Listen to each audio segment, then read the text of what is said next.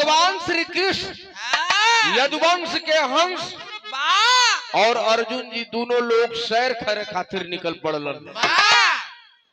और सैर करे बदे निकललन कहा, धीरे धीरे धीरे धीरे आपस में कुछ बात करते हुए कृष्ण और अर्जुन जी चल गईलन बाबू खांडव वन की तरफ। जब खांडव वन की तरफ गईलन तब बिरहा में टे कव्वाली का गीत लगल भैया।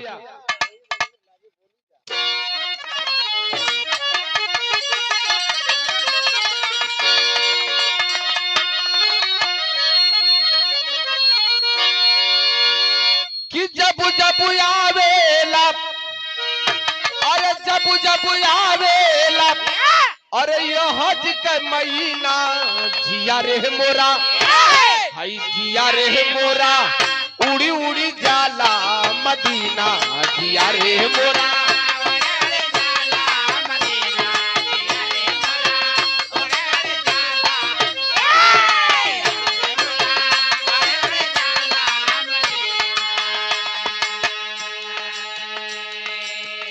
भाव लिखत हो कवि जी, रस रस रस टपके, रसे रसे रस टपके भइले दीवाना, पूछल पार भाई पूछल पार, गोरिया कहवा ठिकाना, पूछल पार।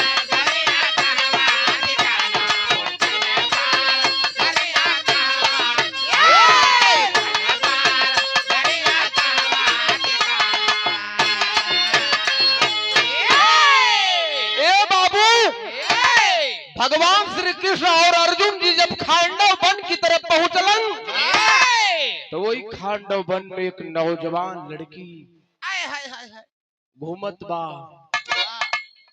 भगवान श्री कृष्ण देखलन, अर्जुन जी से कहलन कि सेटिया देता कहो कृष्ण भगवान, तो तू उनके का हल्के में लेत रहला। मर्दबा यहाँ एक कट्ठे रखे में कुल करम हो जात हो, आरम डरम कुल सरवा कुछ आ जात हो, वही में देखत हुआ। लेकिन बाबू भगवान श्री कृष्ण और अर्जुन जी आपस में जब बातचीत करत हुए तो अर्जुन जी धीरे धीरे बाबू खांडव वन में वो लड़किया के पास पहुंचलन। चलन का हो हर ताका कहाँ कर रहे वाली हो, का हाल चाल हो, जंगलवा में का बिनत हो। तब बतौलन बिरहा में कहानी की शुरुआत है।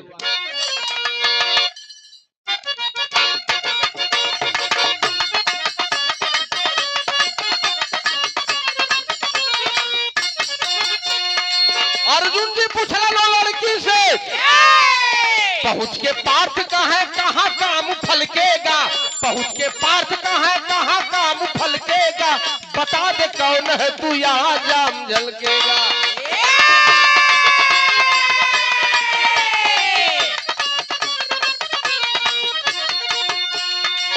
मटक के मन चली मदिरालय द्वारी खोली है, मटक के मन चली मदिरालय द्वारी खोली है, जाके श्याम तब है सांवरों से बोली है।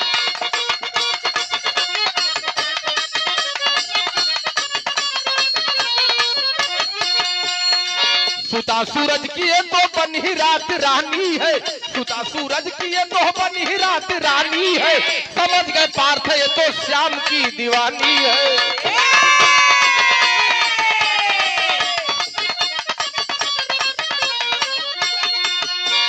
लड़की कौन रहल, श्याम कालिंदी की सगाई पार्थ करवाए,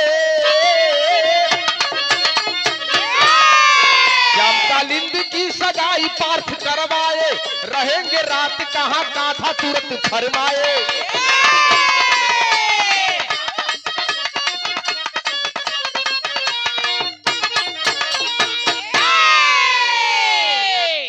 वो लड़की अर्जुन जी से कहला कि तोसे उससे का मतलब, हम कहीं जाई कत्तों को होई। अर्जुन जी कहलन परिचय बतावे में तोके का दिक्कत होती है, तई बता दो। कल हमार नाव कालिंदी हो। अर्जुन कहलन बस बस बतिये वही थी गई। वो हर कृष्ण हर कालिंदी गणना बैठोने का जरूरत ना ए भैया। वही खांडव वन में अर्जुन जी भगवान श्री कृष्ण और कालिंदी का सगाई करवा दहलन। वाह जब सगाई हो गई हाँ तो भगवान श्री कृष्ण अर्जुन जी से कहलन कि बियाह तो कराई देला भाई, हाँ लेकिन आज रात सुहाग रात हम कहाँ मनाई। हाँ जंगलवा में तो अर्जुन जी कहलन कि रुका तुहार ब्यौरा बैठावत हिला। वाह ब्यौरा बैठावत का हुआ भैया कि यही खांडव वन में एक मैं नाम का दानव हो, हाँ बहुत बढ़िया महल होकर हो। चला वही मैं दानव से घर खाली करा के वही में आज का रात तू बिता लिहा, वाह लेकिन हल्के में भी मतलब मैं दानव की हाँ इतना जल्दी खालियो न कर दे। हाँ वो इसमें विराह में गीत लग गई भैया।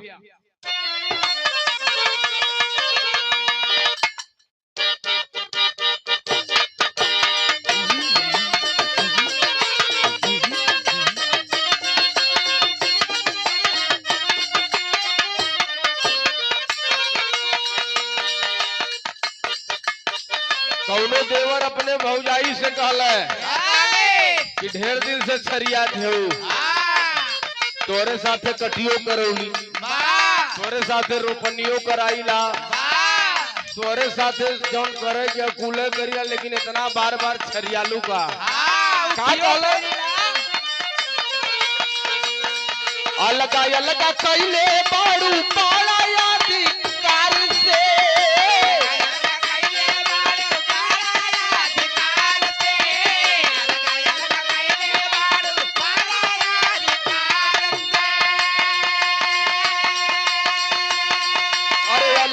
लगा कैले हो बाड़ू बड़ा अधिकार से, कमाईला ना काम कब हो तोहरे भतार से, कमाईला ना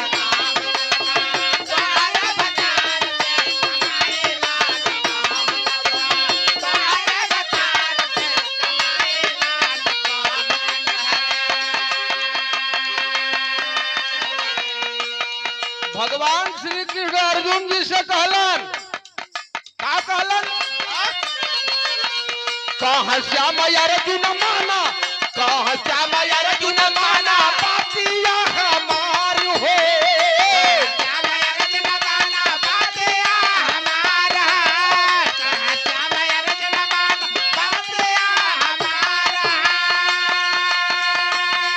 अरे कहा श्याम अर्जुन माना बातिया हमार हो, करावा खाली बनहवा के रही है मुरार हो, करावा खाली बना।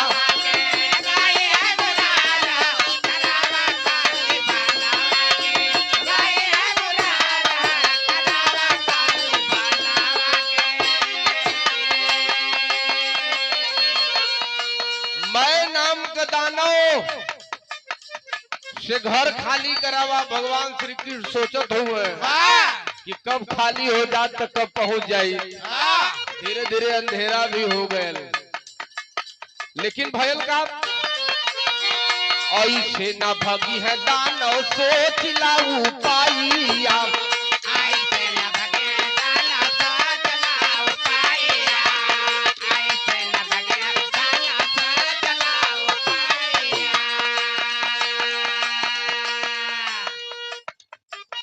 और मोनू यादव जी हिराकत की ऐतिहासिक सर्जनी से आपके कामोत्तर से 101 रुपए का आशीर्वाद, बहुत बहुत प्रणाम नमस्ते बाप।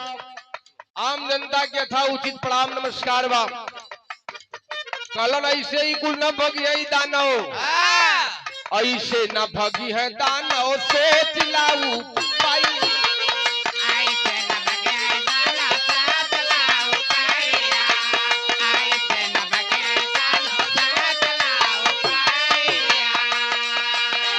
अग्नि के बोलावा है होई है सहाइया।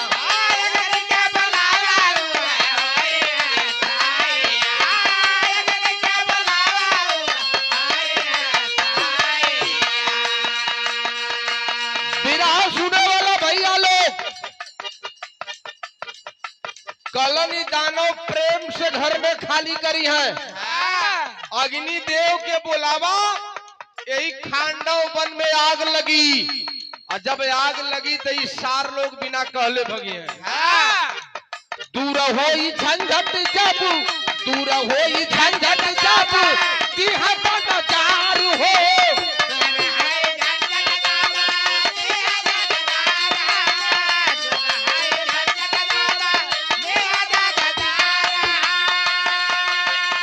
दूर होई झंझट जब दिहा नजार हो करावा खाली बनवा के रही है मुरार हो करावा खाली बनवा के रही है मुरार करावा खाली बनवा के रही है मुरार करावा खाली बनवा के हाय हाय ए हा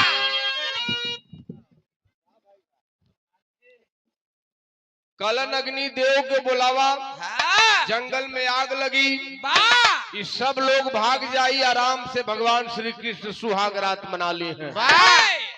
अग्नि देव का ध्यान धैलन अग्नि देव प्रकट भइलन। जब प्रकट भइलन तब विरह में गीत बदल गई भैया।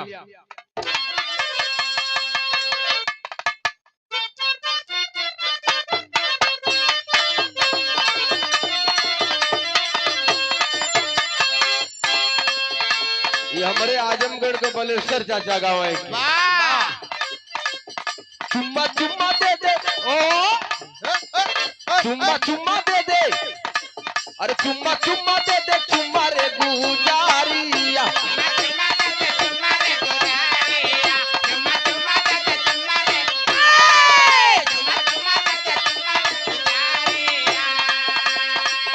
चुम्मा चुम्मा दे दे चुम्मा रे गुजारिया चुम्मा चुम्मा दे दे चुम्मा रे गुजारिया तनी हिलाई दे तू तनी हिलाई दे तू तनी हिलाई दे तू पतली कमारिया हिलाई दे तू पतली कमारिया हिलाई दे तू पतली हिलाई दे तू पतली कमारिया। अग्निदेव प्रकट हो गइलन।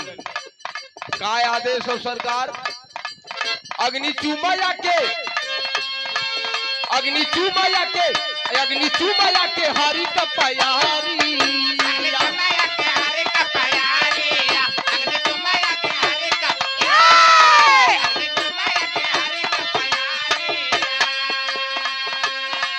पूछे श्याम का है पियर शरीरिया पूछे श्याम का है पियर शरीरिया अग्नि चुमाया के हरि का प्यारिया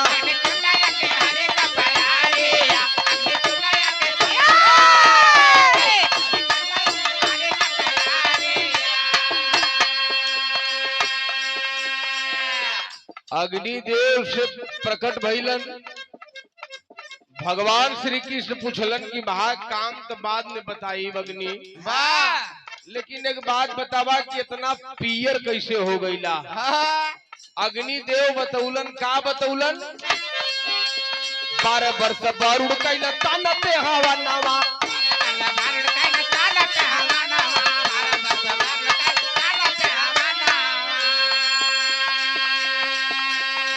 जुआ पियत पियराई गइल तनवा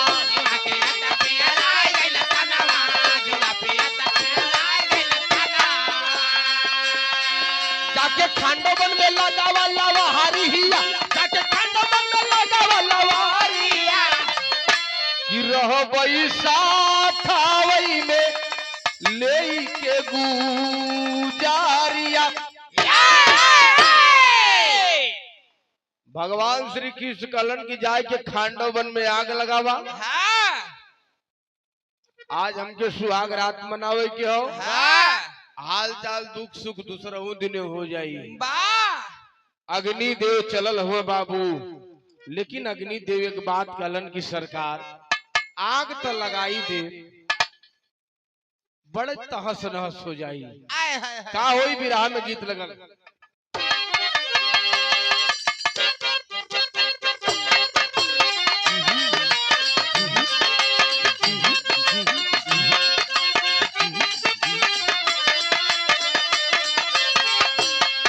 कह माना कहा नवाना ये अग्नि मानो कहा नवाना मना कहनवाना ये अग्नि मना कहनवाना मना कहनवाना ये अग्नि मना कहनवाना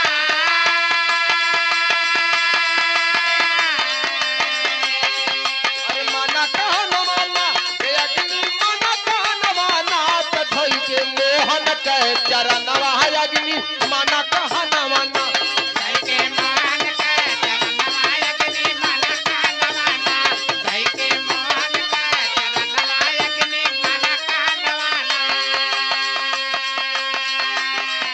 अग्निदेव कहलन की सरकार हम आग लगा दे लेकिन गारंटी न ले वाह ये बते कि दुनिया तहस नहस हो जाई कितना लोग ये चपेट में आ गई है हां बड़ी बजान हो जाई हमार वाह आग का चपेट कैसे रोका बाप मुरारी आग का चपेट कैसे रोका मुरारी आग का चपेट कैसे रोका मुरारी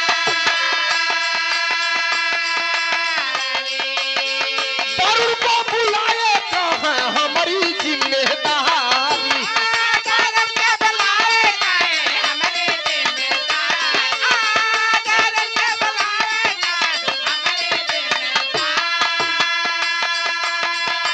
कलन रुका रुका रुका रुका आग ढेर लग जाई तब वरुण देवता बुलावल गईलन वरुण देवता का काम का हो आग के काबू करे का काम करी है हर्षेला मनवाना ये अग्नि हर्षेला मनवाना हर्षला मनवाना ये अग्नि हर्षला मनवाना हर्षला मनवाना ये अग्नि हर्षला मनवाना अरे हर्षेला मनवाना ये अग्नि हर्षेला मनवाना वरुण जी देहल हरि के दानवा अग्नि हर्षेला मनवाना अग्निदेव से कहलन वरुण देवता कि तू आग लगावा वाह आग के काबू करे का काम हम करब वाह वही समय अग्निदेव बाबू चलल हुआ जब खांडव वन में आग लगावे बदे विराट शैली में कवि जी लिखलन का भैया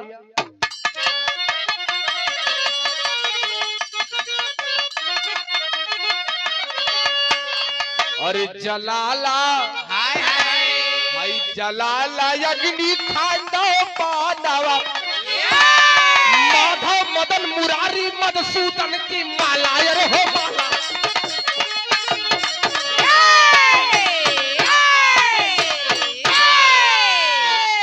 माधव मदन मुरारी मधुसूदन की माला जलाला अग्नि खांडव बनवा आग लगावे बदे अग्निदेव बाबू वो खांडव वन में जब पहुंचल हुआ तो बिराह में ठिकीट बदल गई भैया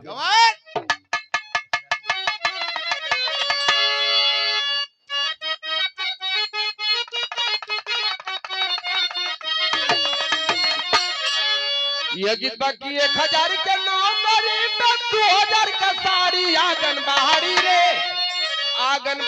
रे दिहली सघारवई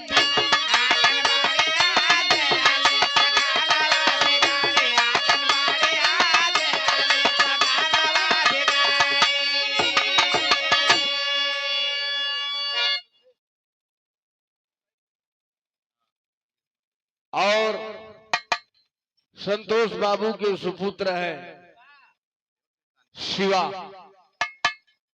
बड़ा इतिहास न होगा हाँ इनके कबो कबो मन गन्नू सेठ कहिला वाह लेकिन बड़ा खुश दिल रहला न बड़ा फरहर भी हो वाह हमके उम्मीद लगाला कि भविष्य में ज्यादा फरहर न हो जाए वाह लेकिन बहुत आशीर्वाद हो बाबू के देवे वाले भाई के 100 बार प्रणाम नमस्ते बा ए भैया हाँ वही समय जब आग लगल है खांडव वन में तब भयल का भैया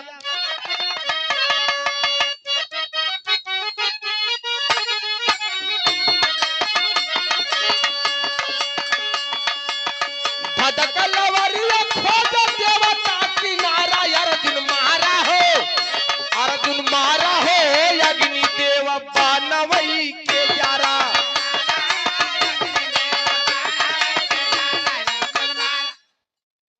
और इस समाज में नाम के लिए आप मोहताज नहीं हैं। यहाँ की बात तो छोड़िए, हमारे क्षेत्र में 2-4-10 गांव ऐसा भी है जहां इनकी वजह से लोग अपनी रोजी रोटी को पाने का काम करते हैं। महाराष्ट्र की धरती पर बाबू मोनू यादव जी किरागत की ऐतिहासिक सरजमी से 501 रुपए का आशीर्वाद। बहुत बहुत नमस्ते बा, बहुत बहुत आशीर्वाद बा बाबू की। आम जनता के था उचित प्रणाम बा। अरे बाबू, जब आग के चपेट में देवतो लोग आवे लगलन तो सब भागे शुरू कैले। तो भयल का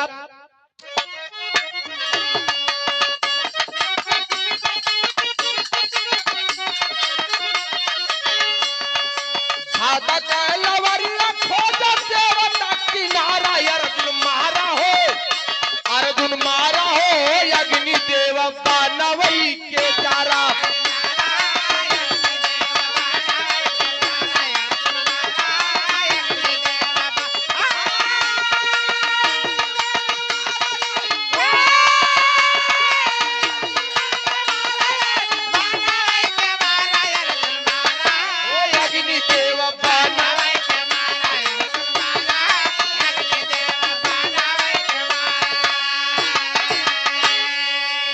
अग्निदेव खांडव वन में आग लगा देलन हो बाबू।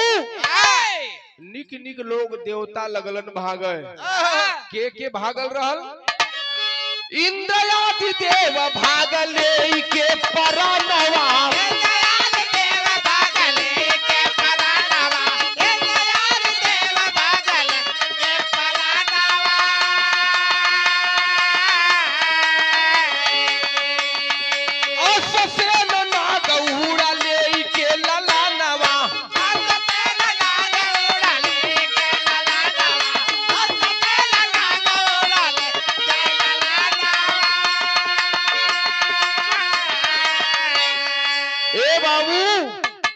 इंद्र आदि देव जैसन लोग भाग गईलन वो खांडव वन से। और हथियार देवल और सबके कि कहीं से भगवान श्री कृष्ण की तरफ के प्रहार न कर पावे। ये लोग भागे लगलन ओ बाबू। जब भागे लगलन तो वही समय बाबू एक आग की चपेट में अश्वसेन नाम का नाग अपने बच्चे को लेकर के उड़ने लगा। अर्जुन जी सोच गए कि नाग उड़त हो न हो भगवान श्री कृष्ण के ऊपर प्रहार कर दे। अर्जुन जी बाबू धनुष पे बाण चढ़ौले रहलन। वो बाण से ऐसा मरलन कि दोनों मर गए, नाग और ऊपर बच्चा। जब दोनों लोग मर गईलन तो जाके ब्रह्मलोक में ब्रह्मा से वो दोनों आत्मा सवाल कैले कि कवन कसूर रहल कि अर्जुन हमहन के मरलन। हम तो आग के चपेट में आके अपन जान बचावत रहली न सरकार। हम तो उड़त रहली, हम केहू के ऊपर प्रहार ना न करत रहली, लेकिन अर्जुन मरलन काहे के? वही समय भयल का हो भैया।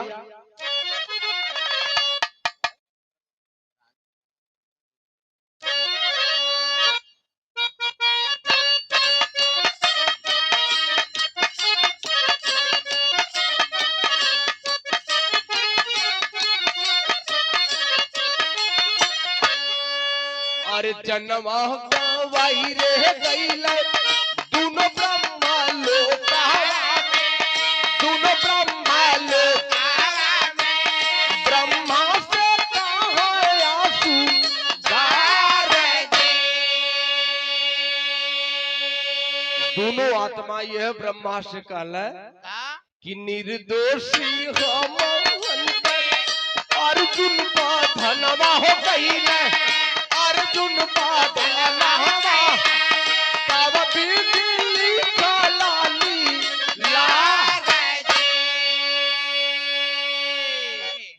हमहन तो अपन जनवन बचा के भागत रहली सरकार।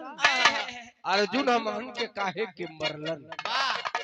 लेकिन एक बात सुन ला ब्रह्मा जी, आज चाहे 10 दिन बाद चाहे 10 साल बाद अर्जुन से बदला चुका ही जरूर, लेकिन निर्दोषी हो मौत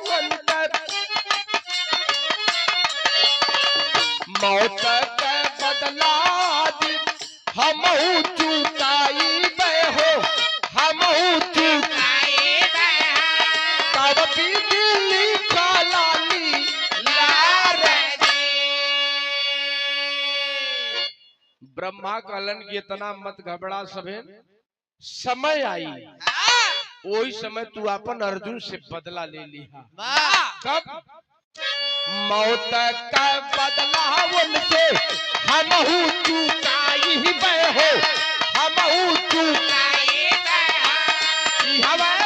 हमारो की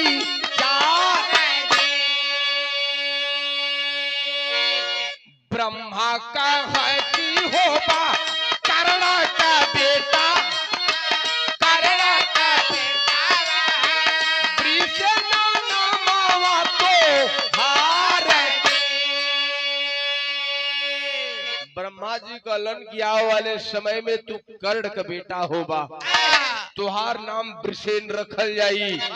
वही समय महाभारत का लड़ाई हुई, वही महाभारत की लड़ाई में अपन अर्जुन से बदला ले लिया।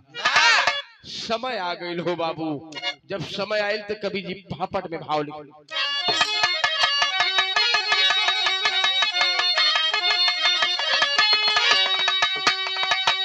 अरे काल चक्र का पासा दिया घुमाई, भाई भाई गए महाभारत का जम के भाई लड़ाई, भाई भाई गए।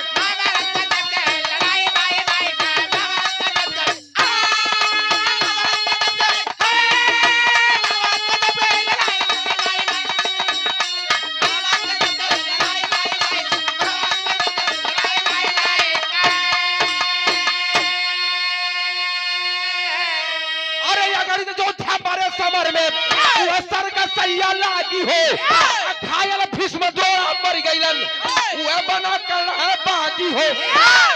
निक निक लोगों महाभारत की लड़ाई में मारल गईलन। निक निक लोग जब मरैलन भैया तो दशा का भाई वृषेण वही समय अपने पिता कर्ण की बाण पर, सॉरी कर्ण की धनुष पर नाग रूपी बाण बनकर के समा गया। आवाज दिया क्या?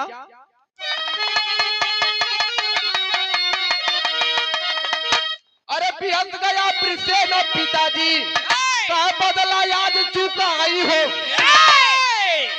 अर्जुन कहलन इस साला कहां से आवाज आवत हो? वह वृषेण और अजीत यादव जी, आपके कामोत्कर से 101 रुपए का आशीर्वाद, बहुत बहुत प्रणाम, नमस्ते बाप। वृषेण कहला कि पिताजी आप बाण चलाइए, आज इस महाभारत की लड़ाई में मैं अर्जुन को मारने का काम करूंगा। कर्ण कहला कि साला हमरे अगल बगल में क्यों दिखाई भी ना पड़त हो, ये आवाज कहां से आवत हो? कर्ण कहला कि अभी धोखा होत हो। तब कर्ण एक बात कहला, का कहला भैया? बिहत गया वृषेण पिताजी का बदला याद चुकाई हो। अब बाण चलावा अर्जुन के हम करब याद सफाई हो।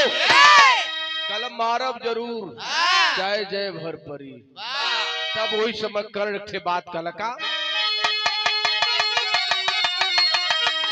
अरे देख तमाशा कर्ण गया, खबर आई भाई भाई के, अब पिता बाण पे बेटा गया समाई भाई।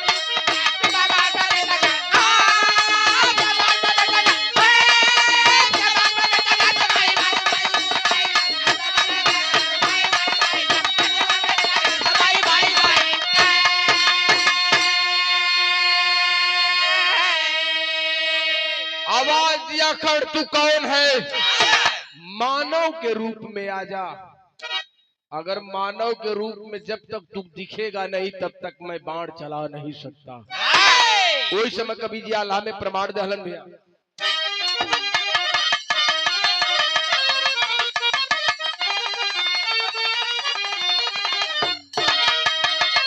अरे इच्छाधारी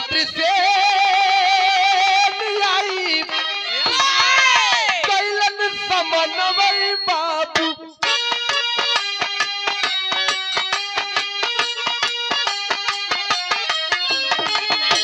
ललना के देख कर्ण तारे मन बीता।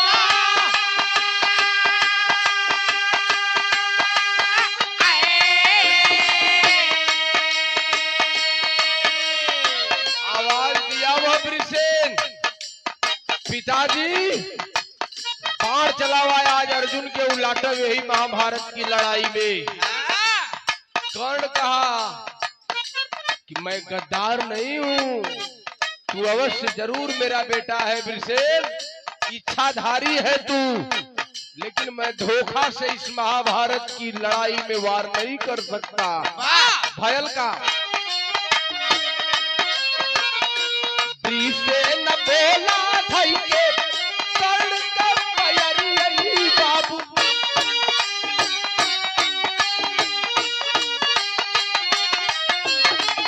एक बार मौका दीजिए पिताजी हमारा।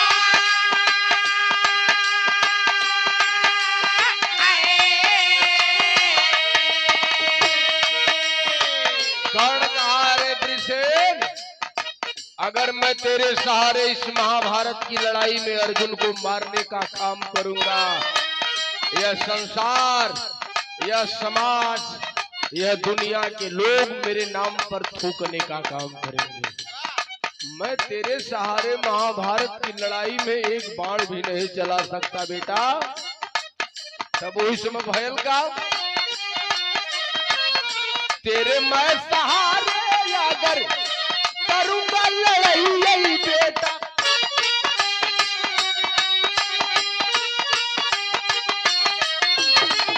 कावर कई के दामा वही तो थूकी सा नाता।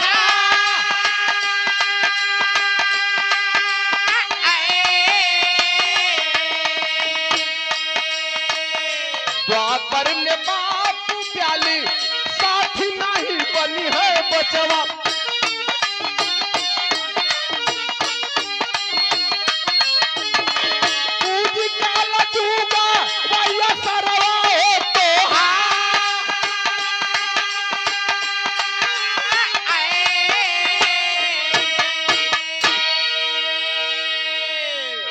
कर्ण कहा कि ब्रिसेन, मैं महाभारत की लड़ाई में एक बाण भी नहीं चलाऊंगा।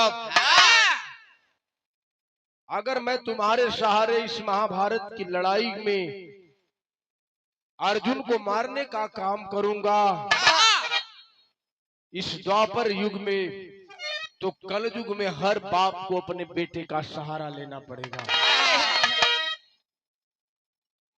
सोच गया कर्ण की साला ये इच्छाधारी है, XYZ एनी टाइम धोखा कह दे।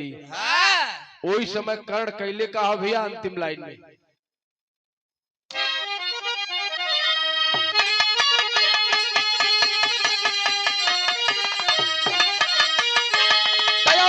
धोखा सदा कमाई, पापी बन के नीच कसाई, अब पाई कतहु ना चाया नवाज जिगर के टुकड़ा।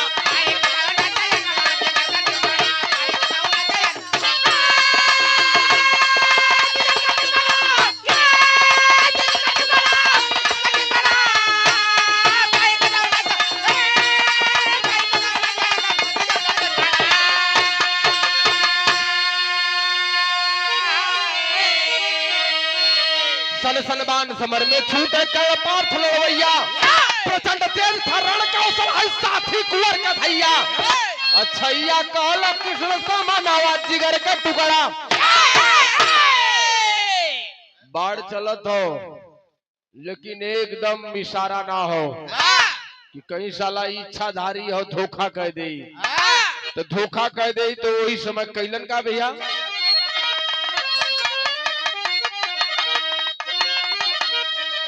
मारे बाण है अर्जुन लाल खुद कर्ण का तरहत जागा। सोच गया कर्ण की मेरा बेटा इच्छाधारी है, धोखा करेगा। तो काश एक कलंक लेने से अच्छा ही हो, बेटवा का नाव मिटौले से अच्छा ही हो कि बाप के ऊपर जो दाग लगे वाली हो ओके खत्म काहे न कह दे। कैलन का भैया मारे बाण है अर्जुन लाल खुद कर्ण का तरह त्यागा। पिता शोक के अंदर है पुत्र का जरूर जागा। अब भागा छोरी के लला नवाज जिगर का टुकड़ा। भगवान श्री कृष्ण देखत रहलन कुल लीला की बारे कर्ण। आज इस महाभारत की लड़ाई में तू स्वयं अपने बेटे को मारने का काम किया। वही समय भगवान श्री कृष्ण एक बात कहलन। का कहलन भैया? कहे कन्हैया धन्य धन्य है कर्ण तेरी मर्दानी।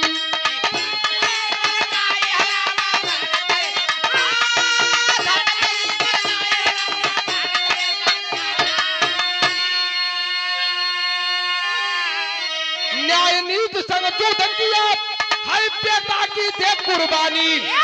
दानी जाना जग जहानाबाद जिगर का टुकड़ा।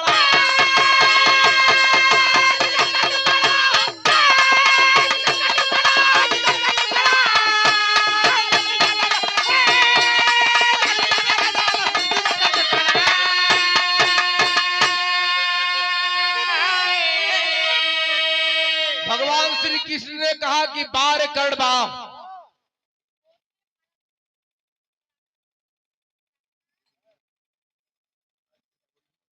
और मोनू बाबू के माताजी आपके रागत की ऐतिहासिक सरजमी से 201 रुपए का आशीर्वाद प्रदान हुआ। चरणों में कोट कोट सा प्रणाम हो। आम जनता को यथा उचित प्रणाम नमस्ते बाप। भगवान श्री कृष्ण कलन की बार कर्ण बाप। इसीलिए तो दानियों में एक अलग स्थान तुम्हें दिया जाता है। यह हमारा समाज हो, यह समाज का लोग हो। भगवान श्री कृष्ण ने बहुत वाहवाही किया उस महाभारत की लड़ाई में कर्ण का।